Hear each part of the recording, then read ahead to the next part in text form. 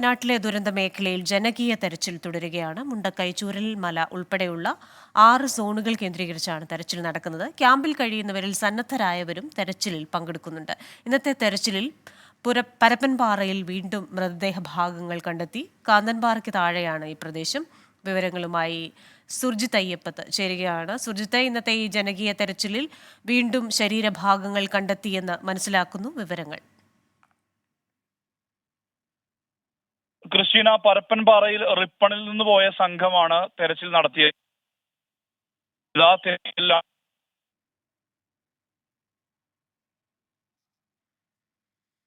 വയനാട്ടിൽ നിന്ന് വിശദാംശങ്ങൾ നൽകിക്കൊണ്ടിരുന്നത് സുർജിത് അയ്യപ്പത്താണ്. സുർജിത്തിന്റെ ശബ്ദ വിന്യാസത്തിൽ എന്തോ ഒരു സാങ്കേതിക തടസ്സം നേരിട്ടിട്ടുണ്ട്. അവിടെ ഇപ്പോഴും ജനകീയ തെരച്ചിൽ തുടരുകയാണ്. കഴിഞ്ഞ ദിവസങ്ങളിലെയൊക്കെ അപേക്ഷിച്ച് ഇപ്പോൾ ഈ ക്യാമ്പിലുള്ള സന്നദ്ധരായ ചില ആൾക്കാരെയും കൂട്ടിയാണ് തെരച്ചിൽ നടക്കുന്നത്. അതായത് തങ്ങളുടെ ബന്ധുക്കളുടെയോ പ്രിയപ്പെട്ടവരുടെയോ ഒക്കെ മൃതദേഹ ഭാഗങ്ങൾ ലഭിക്കുമെന്ന പ്രതീക്ഷയിൽ ഈ ക്യാമ്പുകളിൽ കഴിയുന്ന ചിലർ കൂടി ജനകീയ തെരച്ചിലിൽ പങ്കെടുക്കുന്നുണ്ട്. മുണ്ടക്കൈ, ചൂരൽമല ഉൾപ്പെടെയുള്ള 6 സോണുകൾ കേന്ദ്രീകരിച്ചാണ് ഈ തെരച്ചിൽ നടക്കുന്നത്. മൃതദേഹ ഭാഗങ്ങൾ ഇന്നും കണ്ടെത്തിയെന്ന വാർത്തയാണ് വരുന്നത്. സുർജിത്ത്, തുടരാം.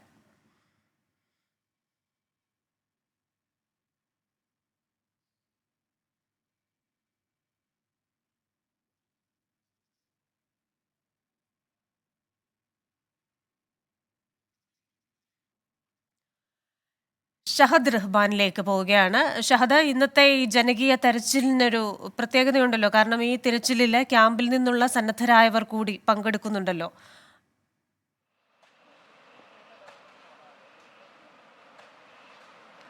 തീർച്ചയായും ക്രിസ്റ്റീന, അങ്ങനെയാണ്. കാരണം കഴിഞ്ഞ ദിവസം നമുക്കറിയാം ഈ തെരച്ചിൽ നടത്തിയിട്ടുണ്ടായിരുന്നു. ആ ഘട്ടത്തിൽ പ്രധാനമന്ത്രിയുടെ സന്ദർശനത്തിന്റെ ഭാഗമായിട്ട് അതിന്റെ സമയപരിധി നിശ്ചയിച്ചിട്ടുണ്ടായിരുന്നു. അത് രാവിലെ 8 മണി എന്ന് പറഞ്ഞിട്ട് 9 മണിക്ക് തുടങ്ങുകയും 1 മണിയോടുകൂടി അവസാനിപ്പിക്കുകയും ചെയ്തിട്ടുണ്ടായിരുന്നു. അപ്പോൾ അതിനൊരു ടൈം ലിമിറ്റ് വെച്ചിട്ടായിരുന്നു ആ തെരച്ചിൽ സംഘടിപ്പിച്ചിട്ടുണ്ടായിരുന്നത്. എന്നാൽ ഇന്ന് മറിച്ചാണ് കാര്യങ്ങൾ. ഇന്ന് ക്യാമ്പിലുള്ള ആളുകളെ കൂടി പങ്കെടുപ്പിച്ച ഈ നാട്ടുകാരെ കൂടി പങ്കെടുപ്പിച്ചുകൊണ്ടാണ് ഇത്തരത്തിൽ ഈ ജനകീയമായിട്ടുള്ള തിരച്ചിൽ സംഘടിപ്പിച്ചിട്ടുള്ളത്. കൂടാതെ പതിവിൽ കവിഞ്ഞ് ഇന്ന് കുറെ അധികം ഈ വളണ്ടിയേഴ്സ് വിവിധ ഇടങ്ങളിൽ നിന്ന് വന്നിട്ടുണ്ട്. അതായത് സംസ്ഥാനത്തിന്റെ വിവിധ ഇടങ്ങളിൽ നിന്ന് വന്നു എന്ന് വേണം പറയാൻ. കാരണം കാസർഗോഡ് മുതൽ തിരുവനന്തപുരം വരെയുള്ള വിവിധ ഇടങ്ങളിൽ നിന്നുള്ള വളണ്ടിയേഴ്സാണ് ഇതിന്റെ ഭാഗമായിട്ടുള്ളത്. ഒപ്പം തന്നെ പോലീസ് ഉണ്ട്, NDRFന്റെ സംഘമുണ്ട്, ഫയർഫോഴ്സ് ഉണ്ട്, കൂടാതെ പ്രാദേശികമായിട്ടുള്ള ജനപ്രതിനിധികളുണ്ട്, നാട്ടുകാർ ഉൾപ്പെടെയുള്ള ആളുകൾ ഈ തെരച്ചിലിൽ പങ്കെടുക്കുന്നു എന്നുള്ളതാണ്. ഇപ്പോൾ നമ്മൾ ദൃശ്യങ്ങളിൽ കാണുന്നത് SKSSFന്റെ വളണ്ടിയേഴ്സിന്റെ നേതൃത്വത്തിൽ ഈ തെരച്ചിൽ നടത്തുന്നതാണ്. ജനകീയമായിട്ടുള്ള തെരച്ചിലിന്റെ ഭാഗമായിട്ട് ഞാനിപ്പോൾ ഉള്ളത് അട്ടമലയിലാണ്. ഈ അട്ടമല മേഖലയിലാണ് ഇപ്പോൾ ഇവിടെ ഈ തെരച്ചിൽ നടക്കുന്നത് എന്നുള്ളതാണ്. അല്പം മുമ്പ് ഈ മേഖലകളിൽ പരിശോധന നടത്തിയപ്പോൾ, അതായത് ഇപ്പോൾ ദൃശ്യത്തിൽ കാണുന്ന ഈ മേഖലയിൽ പരിശോധന നടത്തിയപ്പോൾ മനുഷ്യൻ്റെതാണോ അതോ മൃഗത്തിൻ്റെതാണോ എന്നറിയില്ല, പക്ഷെ ഒരു എല്ലിൻ്റെ കഷ്ണം, 2 എല്ലിൻ്റെ കഷ്ണങ്ങൾ ലഭിച്ചിട്ടുണ്ടായിരുന്നു. അത് പിന്നീട് ആ സമയത്ത് ഇവിടെ തെരച്ചിൽ നടത്തിയിട്ടുണ്ടായിരുന്ന വളണ്ടിയേഴ്സ് അത് NDRFനെ ഏൽപ്പിക്കുകയും NDRF അത് ഫയർഫോഴ്സിനെ ഏൽപ്പിക്കുകയും ചെയ്തു. അതിൽ ഇനി തുടർ പരിശോധന നടത്തേണ്ടതുണ്ട്. കാരണം അത് ഏത് മനുഷ്യൻ്റെതാണോ അതോ മൃഗത്തിൻ്റെതാണോ എന്ന കാര്യത്തിൽ തിരിച്ചറിയാൻ സാധിച്ചിട്ടില്ല. അതുകൊണ്ട് തന്നെ പരിശോധന നടത്തേണ്ടതുണ്ട്. മാത്രവുമല്ല, ഈ നിൽക്കുന്ന മേഖല എന്ന് പറയുന്നത് ഇവിടേക്ക് ഒരു വീട്ടിലെ മുഴുവൻ സാധനങ്ങളും ഒലിച്ച് വന്നിട്ടുള്ള ഒരു ഇടം കൂടിയാണ്.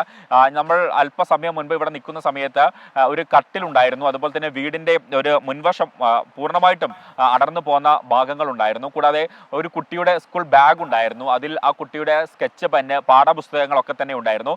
കൂടാതെ അതായത് വസ്ത്രങ്ങൾ, അതുപോലെ തന്നെ മറ്റ് സാധനങ്ങളൊക്കെ ഉണ്ടായിരുന്നു. കൂടാതെ ചെറിയൊരു പേഴ്സിൽ നിന്ന് ഒരു 60 രൂപയും കിട്ടി എന്നുള്ളതാണ്. അപ്പോൾ ഒരു വീട്ടിലെ മുഴുവൻ സാധനങ്ങളും പൂർണ്ണമായിട്ടും ഇങ്ങോട്ട് ഒലിച്ചു വന്ന ഒരു സാഹചര്യമായിരുന്നു ഇപ്പോൾ നമ്മൾ ഈ തെരച്ചിൽ നടത്തുന്ന, ഈ ദൃശ്യങ്ങളിൽ കാണുന്ന തിരച്ചിൽ നടത്തുന്ന മേഖലകളിൽ ഉണ്ടായിരുന്നത്.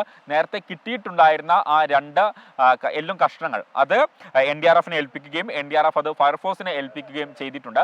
അപ്പോൾ അതിലൊരു സ്ഥിരീകരണം വരേണ്ടതുണ്ട്. പക്ഷേ മറ്റൊന്നും ഈ മേഖലകളിൽ നിന്ന് ഇതുവരെ കണ്ടെത്തിയിട്ടില്ല. എന്നാൽ കഴിഞ്ഞ ദിവസങ്ങളിൽ ഇവിടെ പരിശോധന നടത്തിയപ്പോൾ 8 മൃതദേഹങ്ങൾ കണ്ടെത്തിയിട്ടുണ്ടായിരുന്നു.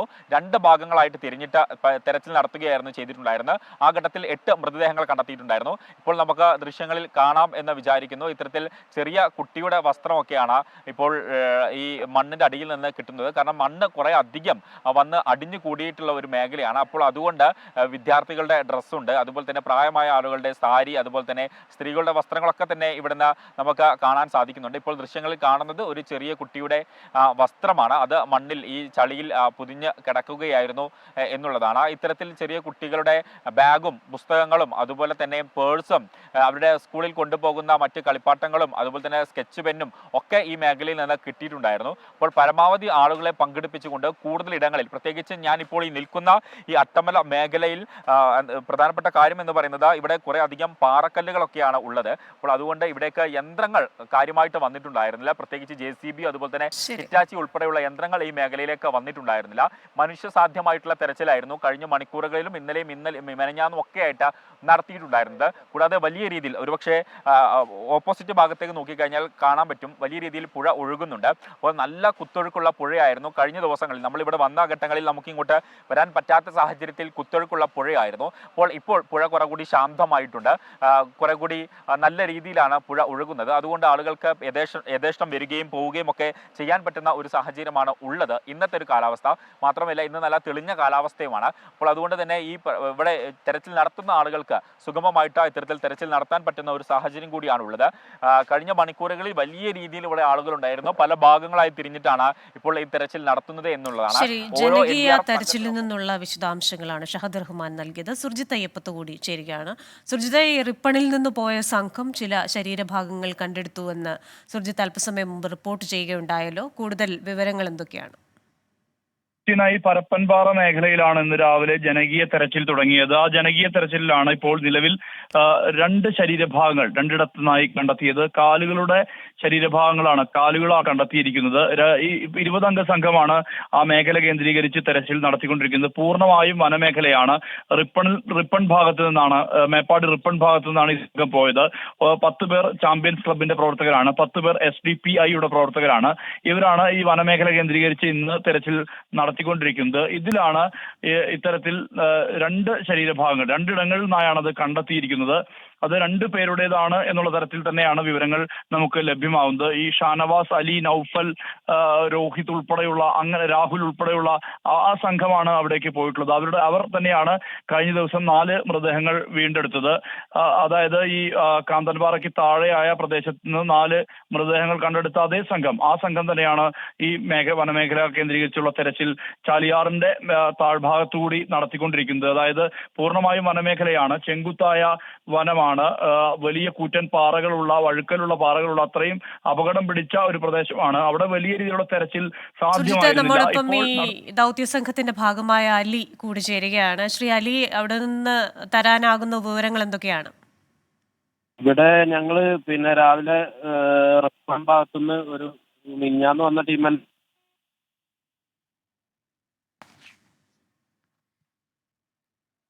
ടെലിഫോൺ ബന്ധത്തിൽ എന്തോ ഒരു തടസ്സമുണ്ട്. തിരികെ സുർജിത്ത് തുടരാം. വലിയൊരു പ്രശ്നമാണ്. അതുകൊണ്ട് തന്നെയാണ് ദൃശ്യങ്ങൾ എത്തിക്കാൻ കഴിയാത്തതും. ഒപ്പം തന്നെ അവരുമായുള്ള ടെലിഫോൺ ബന്ധം ഇടയ്ക്കിടയ്ക്ക് മാത്രമേ കിട്ടുന്നുള്ളൊരു വലിയ പ്രതിസന്ധിയുണ്ട്. തീർത്തും റേഞ്ചില്ലാത്തൊരു ഭൂപ്രദേശമാണിത്. അവിടെ നിന്നാണ് ഇവർ ഈ വിവരങ്ങൾ കൈമാറിയിരിക്കുന്നത്. കഴിഞ്ഞ ദിവസം എത്തിയ അതേ സംഘം, അതായത് കഴിഞ്ഞ ദിവസം ഇവർ നടത്തിയ തെരച്ചിലാണ് 4 മൃതദേഹങ്ങൾ കണ്ടെത്തിയത്. പക്ഷെ PPE കിറ്റ് കൊടുക്കാത്തതിനാൽ മിനിഞ്ഞാന്ന് അത് മൃതദേഹം എയർലിഫ്റ്റ് ചെയ്യാൻ കഴിഞ്ഞില്ല. ഇന്നലെ രാവിലെയാണ് എയർഫോഴ്സിന്റെ ഹെലികോപ്റ്റർ മാർഗം 4 മൃതദേഹങ്ങളും എയർലിഫ്റ്റ് ചെയ്തത്. അത് കണ്ടെത്തിയത് ഈ സംഘം തന്നെയാണ്. അന്ന് 3 എല്ലാ മൃതദേഹങ്ങളുടെയും ഭാഗങ്ങളാണ് കണ്ടെത്തുന്നത്. അത്തരത്തിൽ 4 മൃതദേഹങ്ങൾ കഴിഞ്ഞ ദിവസം കണ്ടെത്തിയ റിപ്പണിൽ നിന്ന് പോയ അതേ സംഘം, ആ സംഘം തന്നെയാണ് വീണ്ടും ഇപ്പോൾ തെരച്ചിൽ നടത്തിയത്. ആ തെരച്ചിലാണ് ചാമ്പ്യൻസ് ക്ലബിന്റെ പ്രവർത്തകർ നടത്തിയ തെരച്ചിൽ ഒരു മൃതദേഹ ഭാഗവും SDPയുടെ പ്രവർത്തകർ നടത്തിയ തെരച്ചിലിൽ ഒരു മൃതദേഹ ഭാഗവും കണ്ടെടുത്തു. 20 പേരാണ് ഇപ്പോൾ ആ മേഖല, വനമേഖല കേന്ദ്രീകരിച്ച് ജനകീയ തെരച്ചിലിന്റെ ഭാഗമായി പങ്കെടുത്തുകൊണ്ടിരിക്കുന്നത്. പൂർണ്ണമായും വനമാണ്. അവിടുത്തെ ഭൂമിശാസ്ത്രം എന്ന് പറയുന്നത് വലിയ അപകടം പിടിച്ച ഒരു പ്രദേശമാണ്. അതുകൊണ്ട് തന്നെ പലപ്പോഴും അവിടെ സുഗമമായ രീതിയിലുള്ള തെരച്ചിൽ സാധ്യമായിരുന്നില്ല ഇതുവരെ. കഴിഞ്ഞ ദിവസം മുതലാണ് അവിടെ വെള്ളം കുറഞ്ഞതിനെ തുടർന്നാണ് തെരച്ചിൽ പുനരാരംഭിക്കാൻ കഴിഞ്ഞിട്ടുള്ളത്. ആ മേഖലയിലാണ് ഇന്ന് സജീവമായ രീതിയിൽ തന്നെ രാവിലെ മുതൽ റിപ്പണിൽ നിന്ന് പോയ 20 അംഗ സംഘം തെരച്ചിൽ നടത്തിക്കൊണ്ടിരിക്കുന്നത്. ആ തെരച്ചിലാണ് ഇപ്പോൾ 2 ശരീരഭാഗങ്ങൾ 2 ഇടങ്ങളിൽ നിന്നായി കണ്ടെത്തിയിട്ടുണ്ട് എന്നുള്ള വിവരം ലഭിക്കുന്നത്. എയർലിഫ്റ്റ് അടക്കമുള്ള മാർഗങ്ങൾ വേണ്ടിവരും എന്നുള്ളതാണ് അവർ പറയുന്നത്. അതായത് മൃതദേഹം ഛിന്നഭിന്നമായ നിലയിൽ, അതായത് അഴുകിയ നിലയിലാണ് കണ്ടെത്തുന്നത് എന്നുള്ളതാണ്. കാരണം അത്രയും പഴക്കമുണ്ടല്ലോ എന്നുള്ളത് കൊണ്ട് തന്നെ അത്രയും മൃതദേഹം അഴുകിയ നിലയിലാണ് വിവരങ്ങൾ നൽകിയത്.